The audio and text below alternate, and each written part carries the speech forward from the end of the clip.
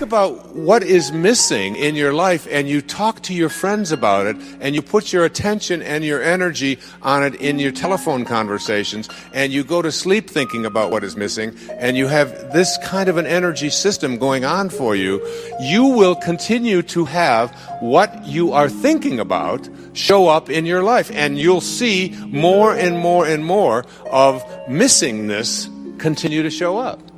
You can't think about and put your energy on what is missing unless you want it to keep being that way in your life. So that's the first thing you want to shift. That's the first obstacle to reaching this state of what I call intention.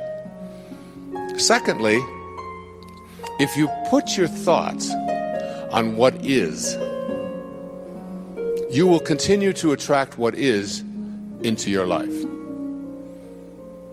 Now, I'm going to suggest something very strange up here right now. I told you when it gets weird, that you have the ability to put your attention on an inner mantra that I have recorded in a CD called Meditations for Manifesting, that came to me from a teacher 2,300 years ago named Patanjali in India, who taught people at that time, when this is before the Middle Ages, this was like when people hadn't been out of caves too long, was teaching people how to levitate, and was teaching people how to bilocate, and was teaching people how to have the gift of fish and loaves 300 years before Jesus showed up on this planet.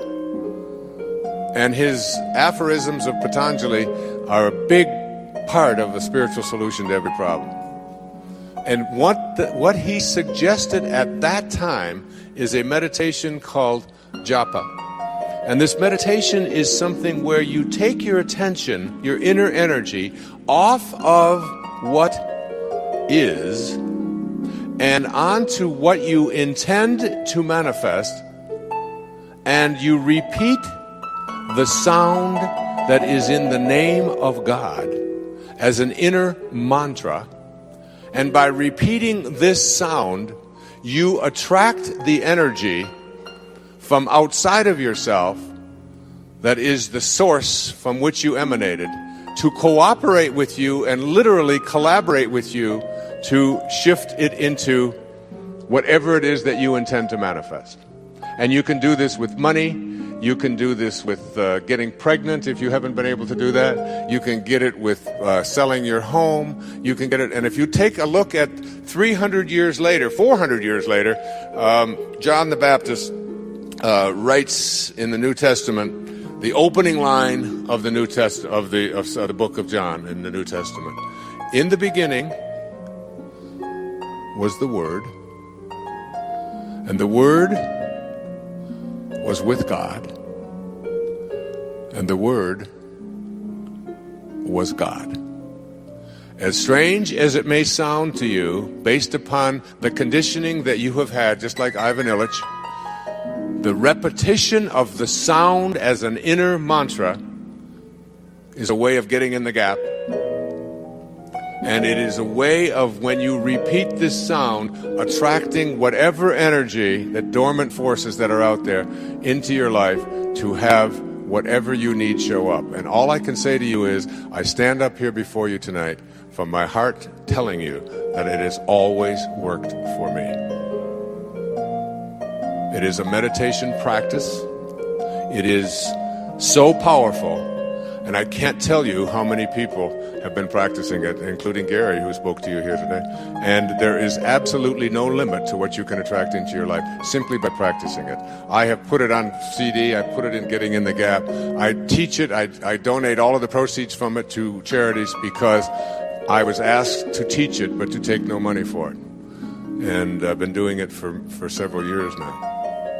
If your thoughts are on what is, let's just say you've got a disease process. Cancer, arthritis, the flu, a cold. If your thoughts are on, if you get a sniffle, and your thoughts are on, this is in my nose today, but tomorrow it'll be in my throat. On Wednesday, it'll be down in my chest. On Thursday, I'll probably have a fever. I'm going to have to take Friday off. Now it's Monday morning, and you've got a sniffle, and in your mind you're taking Friday off with a fever. If this is how you have trained your mind to work, to put your attention on the circumstances of your life, self-actualizing people, Abraham Maslow was a great teacher of mine.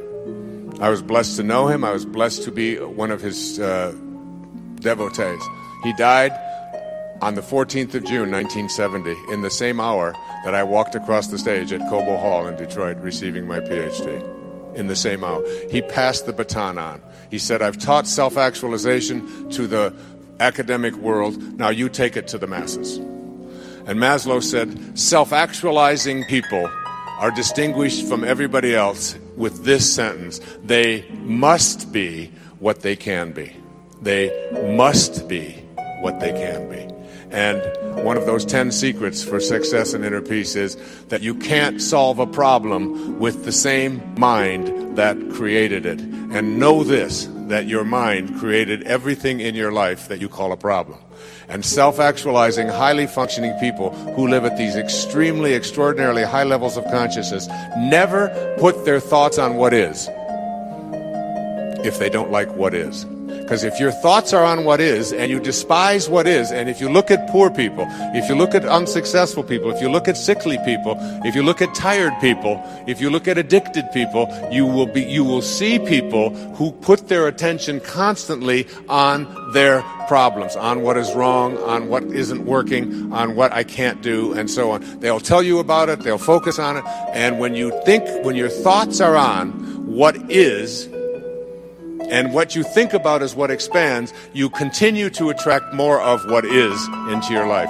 When I had a practice, I had a woman who came to me who said, I just went through a divorce 7 months ago, and I've been dating, and I've dated 4 different men, and all 4 of them have used me as a sex object. And every single one of them called me up after the first date and were mistreating me, and they didn't have any respect for me, and that was the end of it. And she said, I'd like you to talk to all 4 of these men.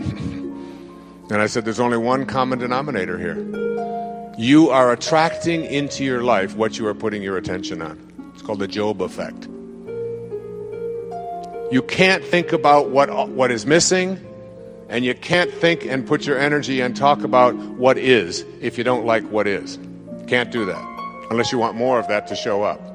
Third, you cannot put your attention or your thoughts or your energy on what always has been. If you put your thoughts or your energy on what always has been is what will continue to show up into your life. What always has been is the wake of a boat. Your life is a boat. It's heading up the river in that direction. And it's heading there at 40 knots. And you're standing on the stern, and you're looking down at the water, and as the boat goes in this direction, here you are looking down into the water, and what do you see? You see the wake. And what is the wake? The wake is the trail that is left behind. That's what the wake of your life is. That's what the wake of the boat is. And if you ask yourself the question, what's driving the boat? What's making this thing head in this direction? The answer is the present moment energy that is being generated by the engine, and nothing more is what's making the boat go in this direction. And then if you ask yourself this key question, is it possible for the wake to drive the boat? Can a trail that is left behind make a boat go in this direction? What's the answer? Impossible. Isn't it?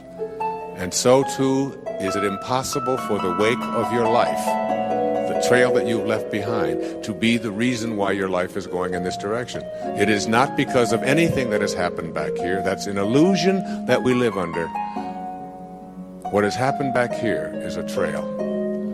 The choices you make in this moment. And if your thoughts are on what always has been, this is the way we've always done things, this is the kind of person I am, I can't change, you can't teach an old dog new tricks, all of those cliches that have become so much a part of our life, if your thoughts are on what always has been, and you despise what always has been, you will continue to attract more of what always has been, even though you despise it. It works that way. So you can't think about what's missing, what is, and what always has been. And it gets worse. You cannot think about and put your attention on what they want or expect for you if you want that to change in your life. And there's no shortage of people who have an opinion about what it is that you should be or shouldn't be or how you should be doing it. Most of these are your relatives. I have a wonderful book in mind to write. It's called Your Friends Are God's Way of Apologizing for Your Relatives. But if I talk to your relatives, they laugh too. So we all have this idea that the reason I'm not getting where I'd like to be, particularly with young people and working with young people over the years, it's because my parents want this, or my parents think that, or my parents won't let me do this. And I always said, well, but why are you so attached to what your parents think? Well, these are my parents, and I have to do it. I said, you can listen to it, you can take it in, but you don't have to embrace it. You don't have to live by that. And certainly when you become adults, when if there are people out there who convince you that you should or shouldn't be doing this or that, then you're going to continue to attract exactly what it is that they have their attention on. So if you put your thoughts on what they want for you, you tell everybody else about how it makes you go from being blissed to pissed just by being in their presence, just by being on the telephone with them. That person, that in-law, that mother, that father, that grandparent, that child, whoever it might be, is giving you, or even your neighbors or your friends or whomever, your coworkers are telling you what you should or shouldn't be, and you don't like the advice that they're giving, and you resent very strongly. One of the 10 secrets for success and inner peace says there are no justified resentments. Your resentments are things that destroy you. So if your thoughts are on what they want for you, and what they want for you is something you don't like, you will continue to attract more of and use the attractor energy of the universe to attract more of what they want for you, even though you are upset about it. So here you go. There are 4 things that you can't do with your mind if you want to move into this state of intention that I'll be speaking about tomorrow. And these are, you cannot put your thoughts on what's missing, on the circumstances of your life, on what you always have been, or what others want for you. So you have to learn to do a somersault into the inconceivable and only put your thoughts or your attention on what you intend to manifest for yourself. Every thought that you have is an energy. Everything in the universe is an energy.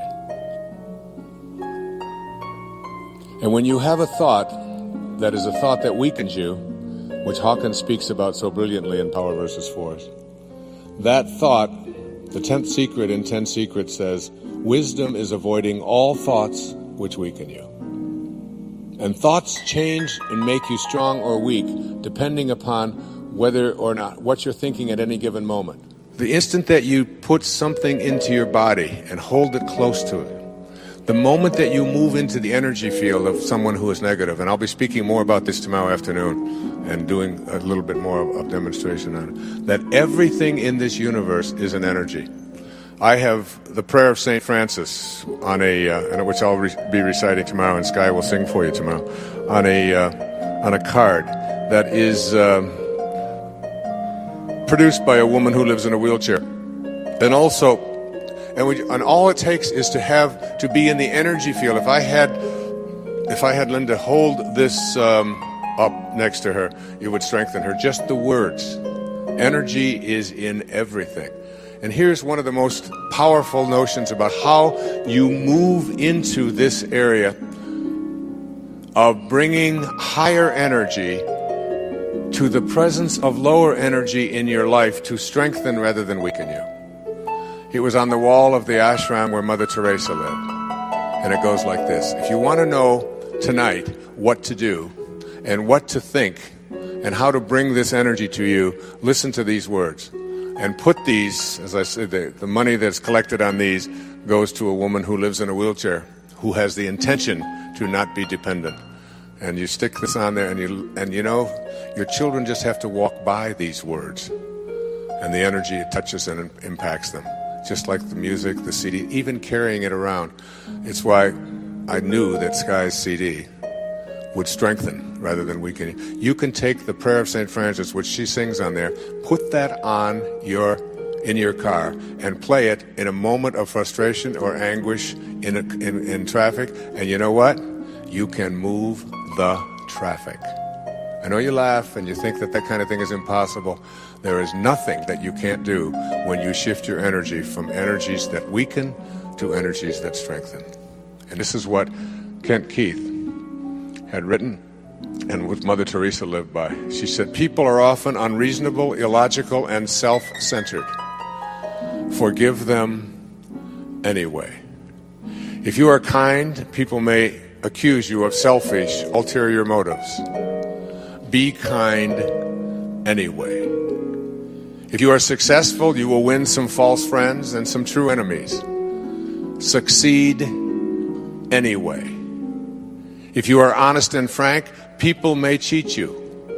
Be honest and frank anyway. What you spend years building, someone may destroy overnight. That's particularly relevant in America, isn't it? Build anyway. If you find serenity and happiness, they may be jealous. Be happy anyway. The good you do today, people will often forget tomorrow. Do good anyway. Give the world the best you have, and it may never be enough. Give the world the best you have anyway. You see, in the final analysis, it's all between you and God. It was never between you and them. Anyway.